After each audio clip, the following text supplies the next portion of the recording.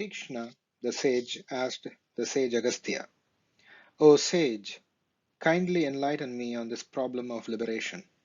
Which one of the two is conducive to liberation, work or knowledge? Agastya replied, Verily, birds are able to fly with their two wings. Even so, both work and knowledge together lead to the supreme goal of liberation. Not indeed work alone, nor indeed knowledge alone can lead to liberation, but both of them together form the means to liberation. Listen, I shall narrate to you a legend in answer to your question.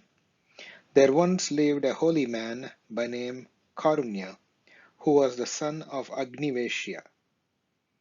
Having mastered the holy scriptures and understood their purport, the young man became apathetic to life.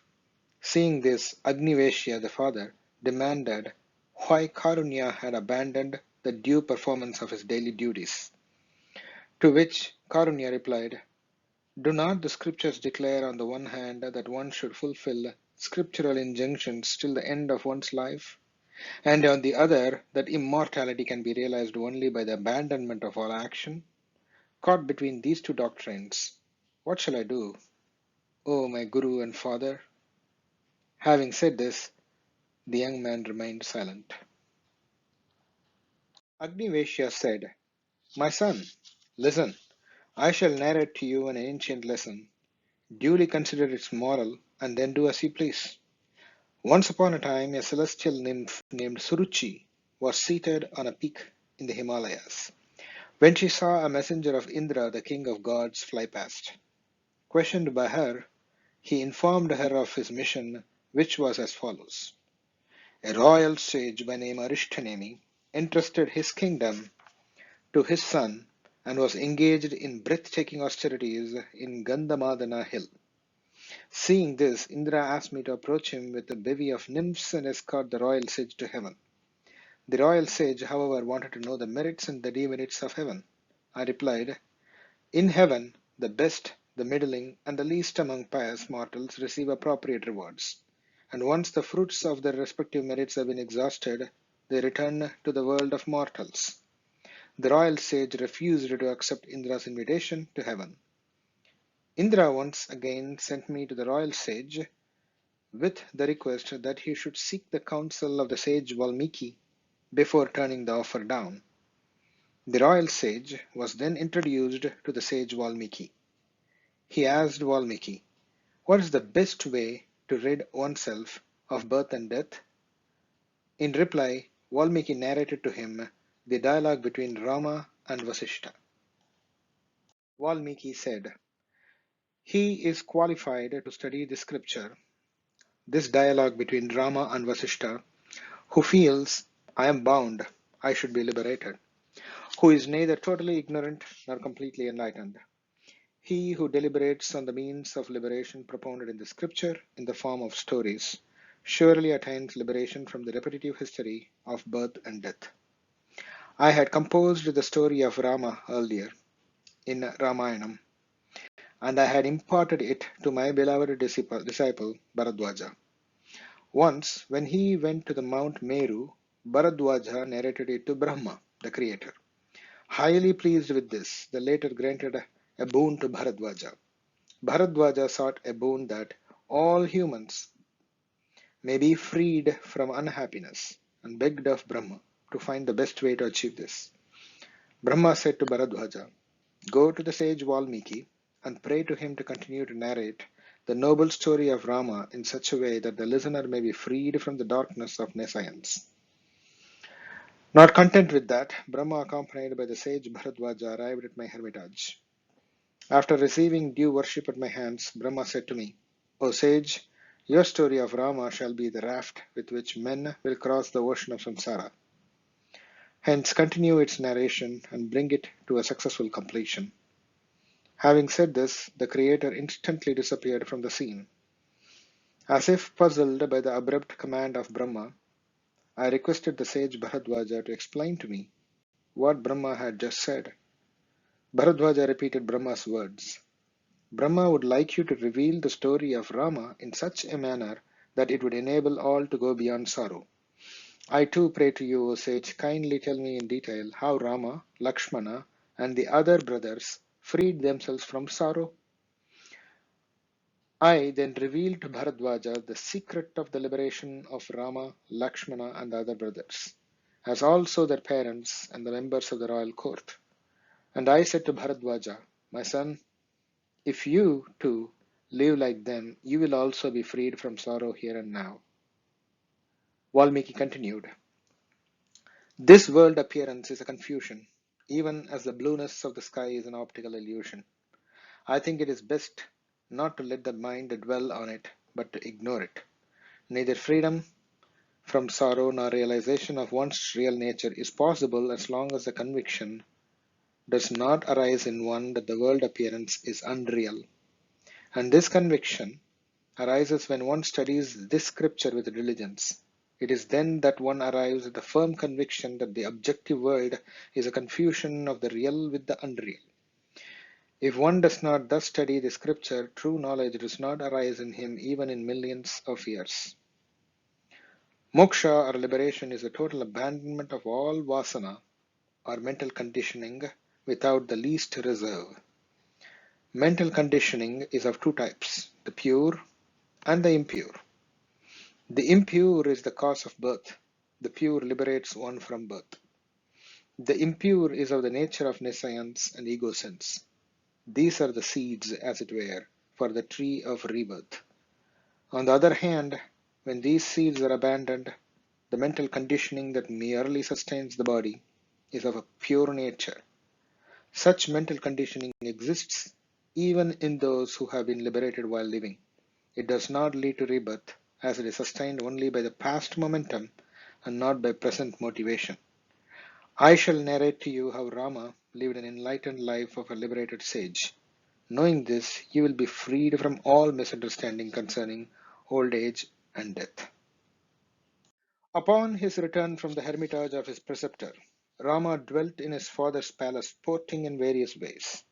Desirous of touring the whole country and visiting the holy places of pilgrimage, Rama sought the presence of his father and asked to be permitted to undertake such a pilgrimage. The king chose an auspicious day for the commencement of his pilgrimage, and on that day, after receiving the affectionate blessings of the elders of the family, Rama departed. Rama toured the whole country from the Himalayas downwards, along with his brothers. He then returned to the capital to the light of the people of the country.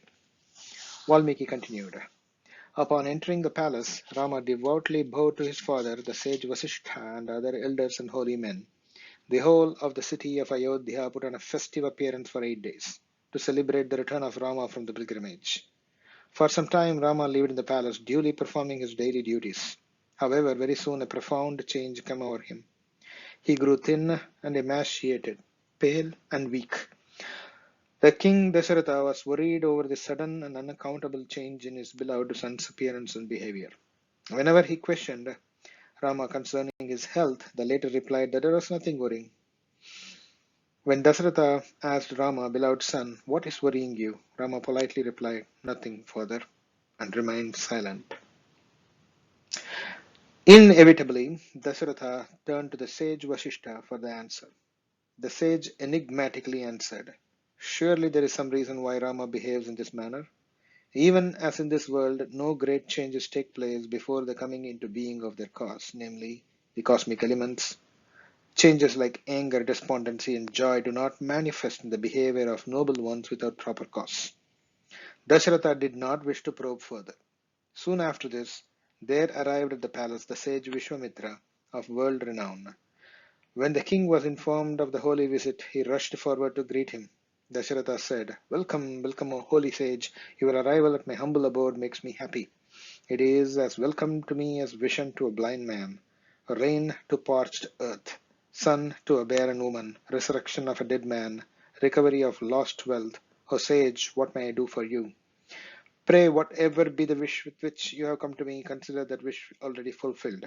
You are my worshipful deity. I shall do thy bidding. Valmiki continued. Vishwamitra was delighted to hear Dasharatha's words and proceeded to reveal his mission. He said to the king, O king, I need your assistance in the fulfillment of the religious rite undertaken by me. Whenever I undertake a religious rite, the demons, who are the followers of Khara and Dushana, invade the holy place and desecrate it. Under the vows of the religious rite, I am unable to curse them. You can help me. Your son Rama can easily deal with these demons, and in return for this help I shall confer manifold blessings upon him, which will bring you unexcelled glory. Do not let your attachment to your son overpower your devotion to duty. In this world, the noble ones do not consider any gifts beyond their means. The moment you say yes, that very moment I consider that the demons are dead. For I know who Rama is. Even so does the sage Vasishta and the other holy ones in the court. Let there be no procrastination, O king. Send Rama with me without delay.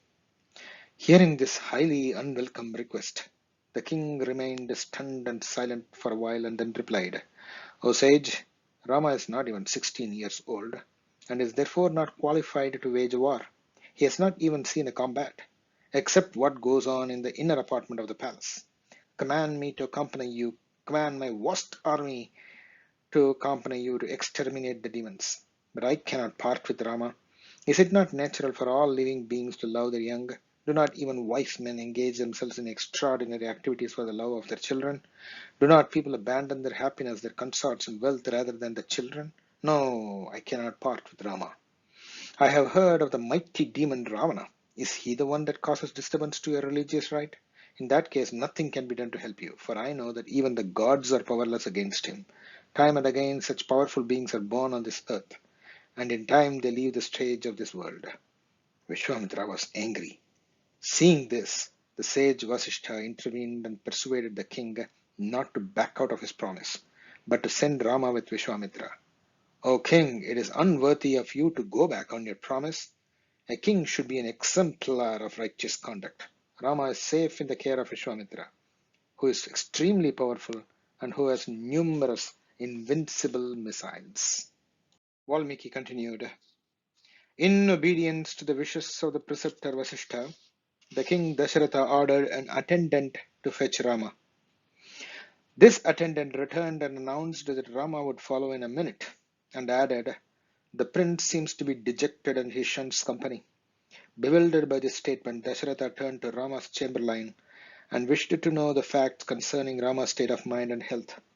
The chamberlain was visibly distressed, and he said, Lord, since his return from the pilgrimage, a great change has come over the prince. He does not seem to be interested even in bathing and in the worship of the deity.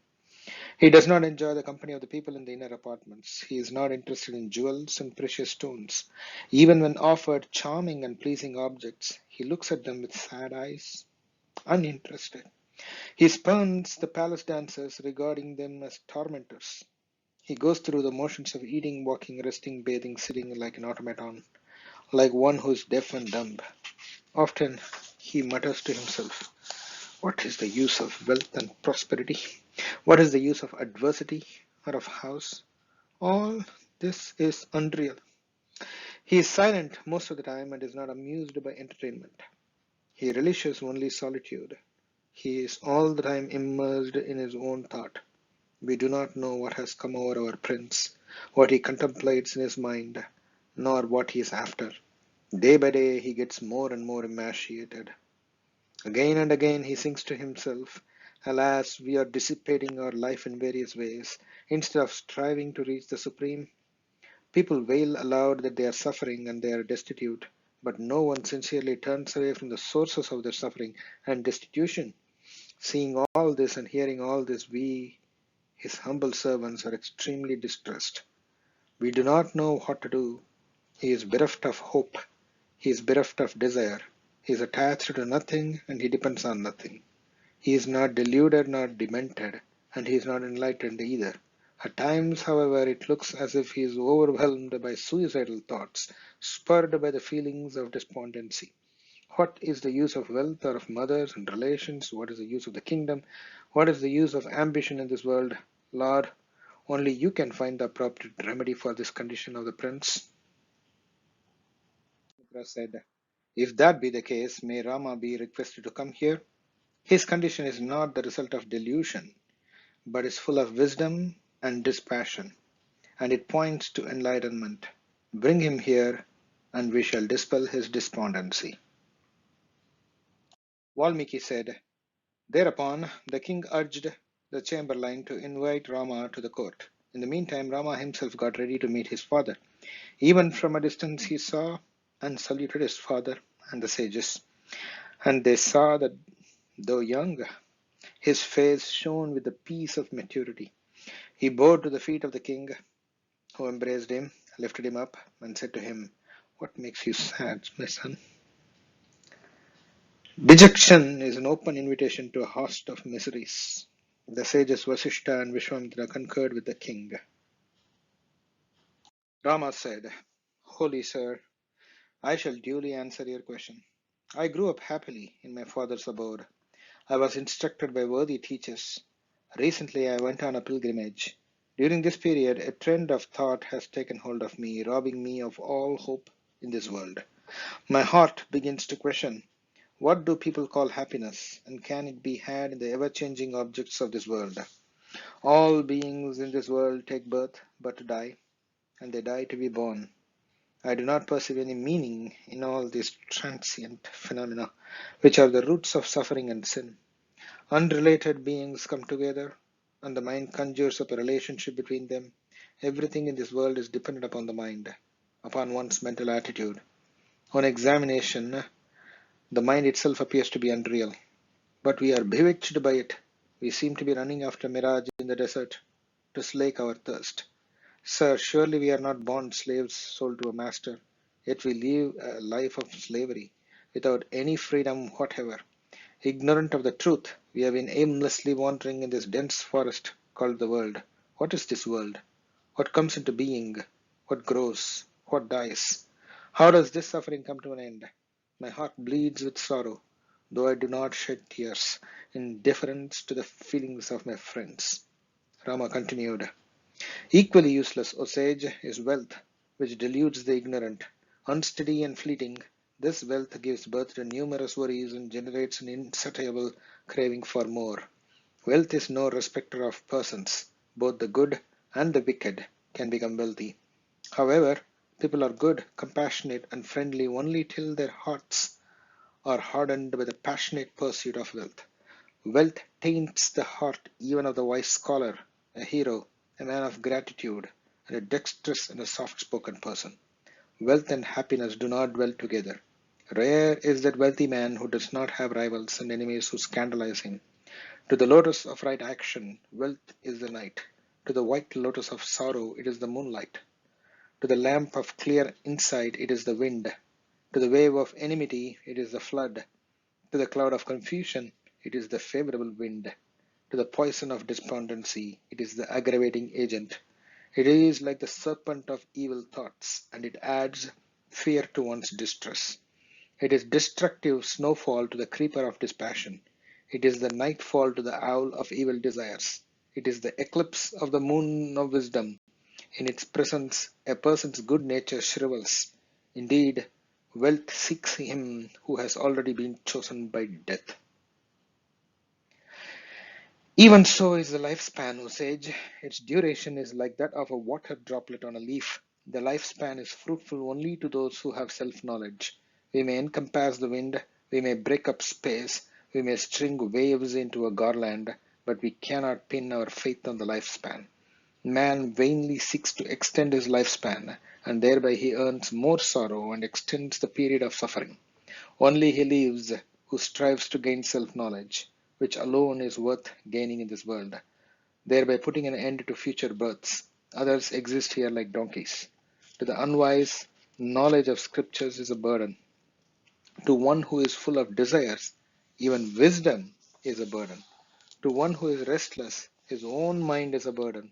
And to one who has no self-knowledge, the lifespan of the body is a burden. The rat of time gnaws at the lifespan without respite. The termite of disease eats and destroys the very vitals of the living being. Just as a cat intent on catching a rat looks at it with great alertness and readiness, death is ever keeping a watch over this lifespan. Rama continued, Holy sir, I am bewildered, scared, when I contemplate the coming into being of the dreadful enemy of wisdom known as egotism. It comes into being in the darkness of ignorance and flourishes in ignorance. It generates endless sinful tendencies and sinful actions. All suffering surely revolves around egotism. It is the quote unquote I who suffers. And egotism is the sole cause of mental distress. I feel that egotism is my worst disease. Spreading the net of worldly objects of pleasure, it is this egotism that traps living beings. Indeed, all the terrible calamities in this world are born of egotism. Egotism eclipses self-control, destroys virtue, and dissipates equanimity. Giving up the egotistic notion that I am Rama, and giving up all desires, I wish to rest in the self. I realize that whatever I have done with an egotistic notion is vain. Non-egotism alone is the truth. When I am under the influence of egotism, I am unhappy. When I am free from egotism, I am happy. Egotism promotes cravings. Without it, they perish. It is this egotism alone, without rhyme or reason, that has spread the net of family and social relationships. To catch the unwary soul, I think I am free from egotism, yet I am miserable. Pray enlighten me. Bereft of the grace earned through the service of the holy ones, the impure mind stuff remains restless as the wind. It is dissatisfied with whatever it gets and grows more and more restless by the day. The sieve can never be filled with water, nor can the mind ever reach the state of fulfillment. However much of the worldly objects one acquires, the mind flits in all directions all the time, but is unable to find happiness anywhere. Unmindful of the possibility of reaping great suffering in hell, the mind seeks pleasure here, but even that it does not get. Like the lion in a cage, the mind is ever restless, having lost its freedom, yet not happy with its present state. Alas, O Holy One, I am bound by the knots of craving to the net that has been spread by the mind. Even as the rushing waters of a river uproot the trees on its bank, the restless mind has uprooted my whole being. I am being wafted like a dry leaf in the wind by the mind. It does not let me rest anywhere. It is this mind alone which is the cause of all objects in the world. The three worlds exist because of the mind stuff. When the mind vanishes, the worlds vanish too. Rama continued, it is really when the mind stuff is enveloped by craving that innumerable errors arise in the darkness of ignorance thus caused. This craving dries up the good and noble qualities of the mind and heart, like sweetness and gentleness of disposition, and makes me hard and cruel. In that darkness, craving in its different forms dances like a goblin. Though I adopt various methods to restrain this craving, the latter overpowers me in a moment and helplessly drives me astray, even as a gale carries a straw away. Whatever hope I entertain of developing dispassion and such other qualities, craving cuts that hope away, even as a rat snaps a thread. And I helplessly revolve caught in the wheel of craving. Like birds caught in a net, we are unable, though we have the wings for it, to fly to our goal or abode of self-knowledge. Nor can this craving be ever appeased, even if I were to quaff nectar. The characteristic of this craving is that it has no direction. It drives me in one direction now, and the very next moment it takes me away in another direction, like a mad horse. It spreads in front of us a very wide net of son, friend, wife, and other relations. Though I am a hero, this craving makes me a frightened coward. Though eyes I have to see, it makes me blind. Though I am full of joy, it makes me miserable. It is like a dreadful goblin. It is this dreadful goblin craving that is responsible for bondage and misfortune. It breaks the heart of a man and creates delusion in him.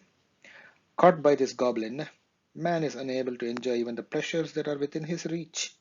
Though it appears as if the craving is for happiness, this craving leads neither to happiness nor to fruitfulness in this life. On the contrary, it involves vain effort and leads to every kind of inauspiciousness. Even when it occupies the stage called life on which several happy and unhappy situations play, this craving, like an aged actress, is incapable of performing anything good and noble and suffers defeat and discomfiture at every turn. Yet it does not give up dancing on the stage.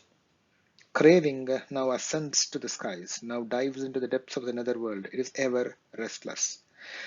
For it is based on the emptiness of the mind In the mind, the light of wisdom momentarily shines, but there is delusion the next moment. It is a wonder that sages are able to cut this with the sword of self-knowledge. Rama continued, this pitiable body composed of veins, arteries, nerves is also a source of pain. Inert, it appears to be intelligent. One does not know if it is sentient or insentient, and it engenders only delusion. Delighted with a little gratification and distressed by the least adversity, this body is indeed highly despicable. I can only compare a tree to the body, with branches for arms, trunk for the torso, holes for the eyes, fruits for head, leaves for numerous illnesses. It is a resting place for living beings. Who can say that it is one's own? Hope or despair in relation to its futile. It is but a boat given to one for crossing the ocean of birth and death, but one should not regard it as one's self. The tree which is the body is born in the forest known as samsara, repetitive existence. The restless monkey, which is a mind, plays on it. It is the abode of crickets, uris. It is constantly eaten by the insects of endless suffering. It shelters the venomous serpent of craving, and the wild crow of anger dwells on it. On it are the flowers of laughter. Its fruits are both good and evil. It appears to be animated by the wind of life force. It supports the birds of senses. It is resorted to by the traveler, lust or desire, for it provides the shade of pleasure. The formidable vulture, egotism, is seated on it, and it is hollow and empty.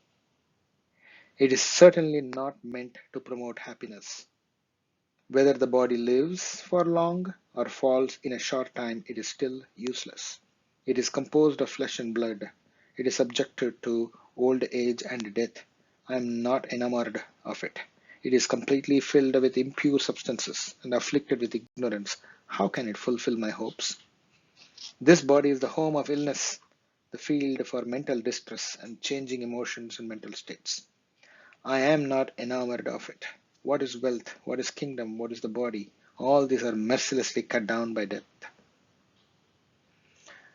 At death, this ungrateful body abandons the soul that dwelt in it and protected it. What hope shall I repose in it? Shamelessly, it indulges again and again in the same actions. Its only certain purpose seems to be to burn in the end.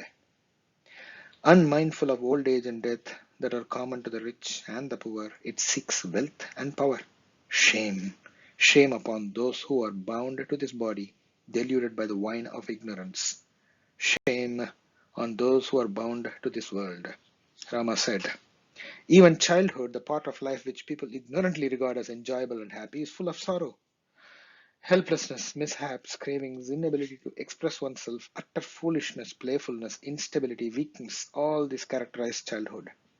The child is easily offended, easily roused to anger, easily burst into tears. In fact, one may say boldly that the child's anguish is more terrible than that of a dying person, an aged man, a sick man, or any other adult. For in childhood, one's state is comparable truly to that of an animal living at the mercy of the others. The child is exposed to the countless happenings around it.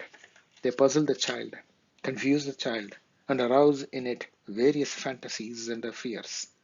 The child is impressionable and is easily influenced by the wicked. In consequence, the child is subjected to control and punishment by its parents and elders. Childhood seems to be a period of subjection and nothing else. Though the child may appear to be innocent, the truth is that all sorts of defects, sinful tendencies, neurotic behavior lie hidden and dormant in it, even as an owl lies hidden in a dark hole during the daytime. O sage, I pity those people who foolishly imagine that childhood is a happy period. What can be worse suffering than a restless mind? And the child's mind is extremely restless. Unless the child gets something new every day, it is unhappy. Crying and weeping seem to be the child's foremost activity. When the child does not get what it wants, it looks as if its heart is broken. When the child goes to school, it receives punishment in the hands of its teacher, and all this adds to its unhappiness. When the child cries, its parents, in order to pacify it, promise to give it the world. And from then on, the child begins to value the world, to desire the worldly objects. The parents say, I shall give you the moon for a toy. and the child, believing their words, thinks that it can hold the moon in its hands. Thus are the seeds of delusion sown in the little heart. Though the child feels heat and cold, it is unable to avoid it. How is it better than a tree then? Like the animals and birds, the child vainly reaches out to get what it wants, and it is fearful of every elder in the house. Rama continued, leaving this period of childhood behind, the human being goes on to the stage of youth, but he is unable to leave the unhappiness behind. There he is subjected to numerous mental modifications and he progresses from misery to greater misery, for he abandons wisdom and embraces the terrible goblin known as lust that resides in his heart.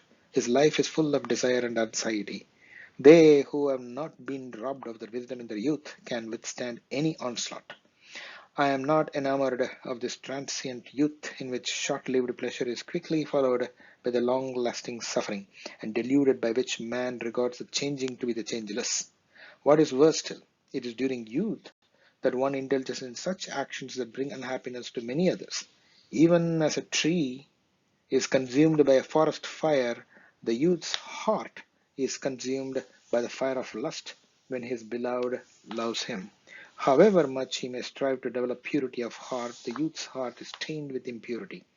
Even when his beloved is not present near him, he is distracted by the thoughts of her beauty. Such a person who is full of cravings is naturally not held in high esteem by good men. Youth is the abode of diseases and mental distress. It can be compared to a bear it can be compared to a bird whose wings are good and evil acts. Youth is like a sandstorm that disperses and dissipates one's good qualities. Youth arouses all sorts of evils in the heart and suppresses the good qualities that may exist there. It is thus the promoter of evil. It gives rise to the delusion and attachment. Though youthfulness appears to be very desirable to the body, it is destructive to the mind. In youth, the man is tempted by the mirage of happiness, and in its pursuit he falls into the well of sorrow. Hence, I am not enamored of youth. Alas, even when youth is about to leave the body, the passions that had been aroused by youth burns the more fiercely and bring about one's quick destruction. He who delights in this youth is surely not a man, but an animal in a human garb. They are adorable, they are the great souls, and they alone are men who are not overcome by the evils of youth, and who survive that stage of life without succumbing to its temptations. For it is easy to cross a great ocean, but to reach the other shore of youth without being overcome by its likes and dislikes is indeed difficult. Rama continued, in his youth, man is a slave of sexual attraction. In the body, which is no more than aggregate of flesh, blood, bone, hair, skin, he perceives beauty and charm. If this beauty were permanent, there would be some justification to the imagination. But it does not last very long. On the contrary, very soon the very flesh that contributed to the attractiveness, the charm, and the beauty of the beloved is transformed first into the shriveled ugliness of old age, and later consumed by fire, or by worms, and by vultures. Yet while it lasts, this sexual attraction consumes the heart and the wisdom of the man. By this is the creation maintained. When this attraction ceases, this samsara, birth, death cycle also ceases. When the child is dissatisfied with its childhood, youth takes over. When youth is plagued by dissatisfaction and frustration, old age overpowers it. How cruel is life! Even as wind tosses a dewdrop from a leaf, old age destroys the body. Even as a drop of poison, when it enters the system, soon pervades it, senility soon pervades the entire body and breaks it down, and makes it the laughing stock of other people. Though the old man is unable to satisfy his desires physically, the desires themselves flourish and grow. He begins to ask himself, who am I? What should I do? etc. When it is too late for him to change his life's course, alter his lifestyle, or make his life more meaningful. With the onset of senility, all the distressing symptoms of a physical breakdown like cough, white hairs, hard breathing, dyspepsia, emaciation manifest themselves. Perhaps the deity presiding over death sees the white-roofed head of the old man as a salted melon and rushes to take it. As a flood cuts away the roots of trees standing on the riverbank, senility vigorously cuts the root of life. Death follows and carries it away. Senility is like the royal attendant who precedes the king, death. Ah, how mysterious and how astounding it is. They who have not been overcome by enemies and who have taken their abode in inaccessible mountain peaks, even they have been afflicted by the demoness known as senility and degeneracy. Rama continued, all enjoyments in this world are delusion, like the lunatic's enjoyment of the taste of fruits reflected in a mirror. All the hopes of man in this world are consistently destroyed by time. Time alone, O sage, wears everything out in this world. There is nothing in creation which is beyond its reach. Time alone creates innumerable universes, and in a very short time, time destroys everything. Time allows a glimpse of itself through its partial manifestation as the year, the age, and the epoch, but its essential nature is hidden. This time overpowers everything. Time is merciless, inexorable, cruel, greedy, and insatiable. Time is the greatest magician, full of deceptive tricks. This time cannot be analyzed, for however much it is divided, it still survives indestructible. It has an insatiable appetite for everything. It consumes the smallest insects, the biggest mountains, and even the king of heaven. Even as a young boy plays with a ball for his pastime, time uses the two balls known as the sun and the moon for his pastime.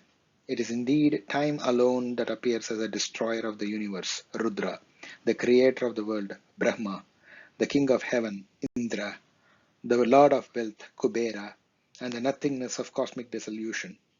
It is indeed this time that successfully creates and dissolves the universe again and again.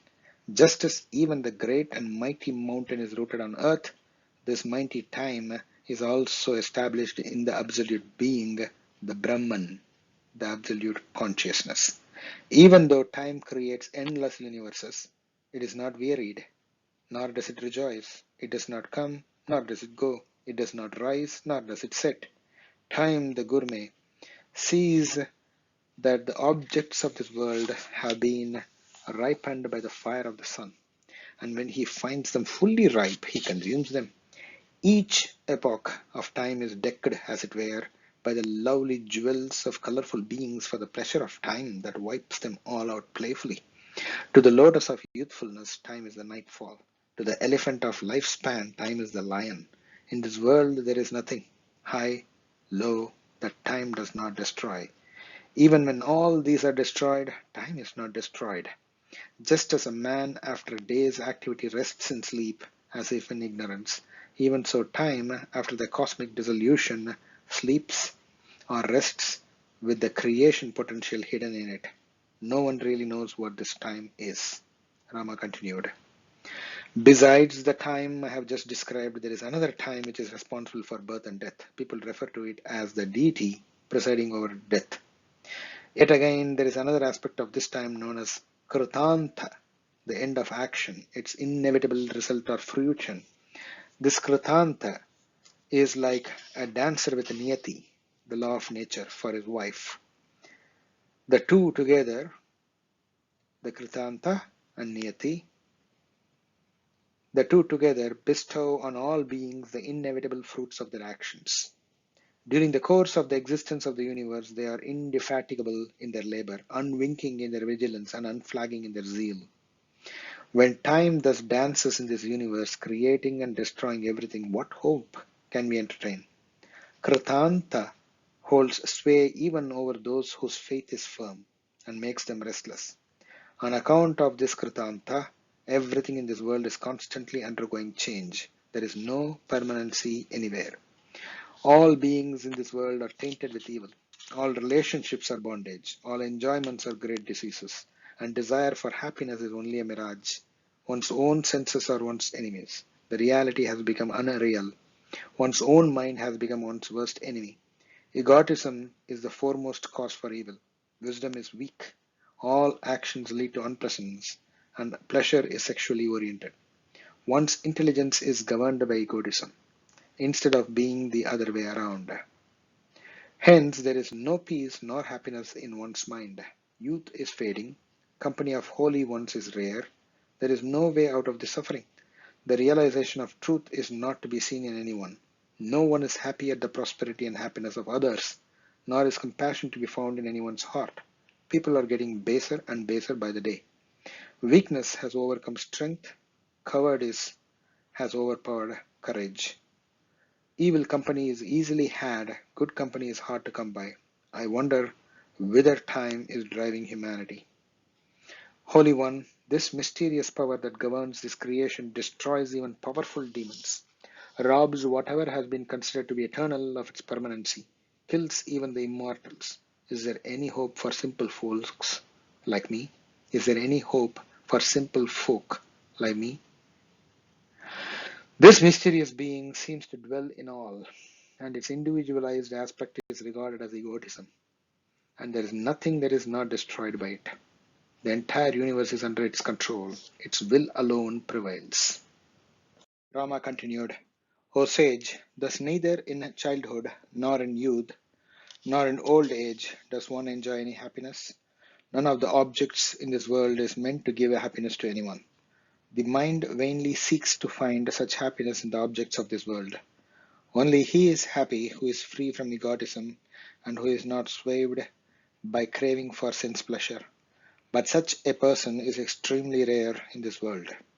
Indeed, I do not regard him as a hero who is able to battle successfully against a mighty army. Only him I consider a hero who is able to cross the ocean known as the mind and the senses. I do not regard that as a gain which is soon lost. Only that is a gain which is never lost, and there is no such gain available to man in this world, however hard he may struggle. On the other hand, both fleeting gains and temporary adversities come to a man even without his seeking. I am puzzled, holy sir, that a man roams here and there, seemingly busy throughout the day, and is all the time engaged in selfish activity. And though he does not do one good turn during the day, he is still able to sleep at night. Yet even though the busy man overcomes all his earthly enemies and surrounds himself with wealth and luxury, and even when he boasts that he is happy, death creeps upon him. How it finds him, only God knows. In ignorance, man binds himself to all kinds of relatives, wife, son, friends, and so on. He knows not that this world is like a large pilgrim center where countless people come together fortuitously, and they whom he calls his wife, son, and friends are among them. This world is like a potter's wheel. The wheel looks as if it stands still, though it revolves at a terrific speed. Even so, to the deluded person, this world appears to be stable, even though in fact it is constantly changing. This world is like a poison tree. One who comes into contact with it is knocked unconscious and stupefied. All points of view in this world are tainted. All countries in the world are territories of evil. All the people of the world are subject to death. All actions are deceitful. Many aeons have come and gone. They are but moments in time, for there is essentially no difference between an epoch and a moment, both being measures of time. From the viewpoint of the gods, even an epoch is but a moment. Even so, the whole earth is but a modification of the earth element. How futile to pin our faith and our hope on it. Rama continued, O Holy One, whatever appears to be permanent or transient in this world, it is all like a dream. What is a crater today was a mountain before. What is a mountain today becomes a hole in the earth in a short while. What is a dense forest today is soon transformed into a big city. What is fertile soil becomes arid desert soon. Similar is the change in one's body and in one's lifestyle and fortune. This life and death cycle appears to be a skillful dancer whose skirt is made up of living souls, and her dancing gesture consists of lifting the souls up to heaven, hurling them down into hell, or bringing them back to this earth. All the mighty deeds, even the great religious rites that people perform here, are soon consigned to one's memory. Human beings are born as animals and vice versa. Gods lose their divinity. What is unchanging here? I see even the creator Brahma, the protector Vishnu, the redeemer Rudra, and others inexorably going towards destruction. In this world, sense objects appear to be pleasant to one only till he remembers this inevitable destruction. Just as a child playing with earth makes different designs with a clod, the ordiner of the universe keeps creating new things and destroying them soon. This perception of the defects of the world has destroyed the undesirable tendencies in my mind, and therefore desire for sense pleasure does not arise in my mind, even as a mirage does not appear on the surface of water. This world and its delights appear bitter to me. I am not fond of wandering in the pleasure gardens. I do not relish the company of girls. I do not value the acquisition of wealth. I wish to remain at peace within myself. I am constantly inquiring, how can I wean my heart completely away from even thinking of the ever-changing phantasm called the world? I do not long for death, nor do I long to live. I remain as I am, free from the fever of lust. What shall I do with the kingdom, pleasure, or wealth, all of which are the playthings of egotism which is absent in me?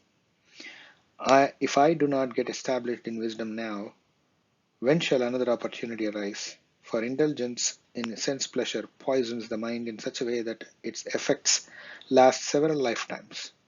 Only the man of self-knowledge is free from this. Therefore, O sage, I pray to you, instruct me in such a way that I may forever be free from anguish, fear, and distress. With the light of your instruction, destroy the darkness of ignorance in my heart. Rama continued, by reflecting on the pitiable fate of living beings thus fallen into the dreadful pit of sorrow, I am filled with grief. My mind is confused. I shudder, and at every step I am afraid. I have given up everything, but I have not established myself in wisdom. Hence I am partly caught and partly freed. I am like a tree that has been cut, but not severed from its root. I wish to restrain my mind, but do not have the wisdom to do so. Hence, please tell me, what is that condition or state in which one does not experience any grief? How can one who is involved in the world and its activities as I am reach the supreme state of peace and bliss? What is that attitude that enables one not to be influenced by various kinds of activities and experiences?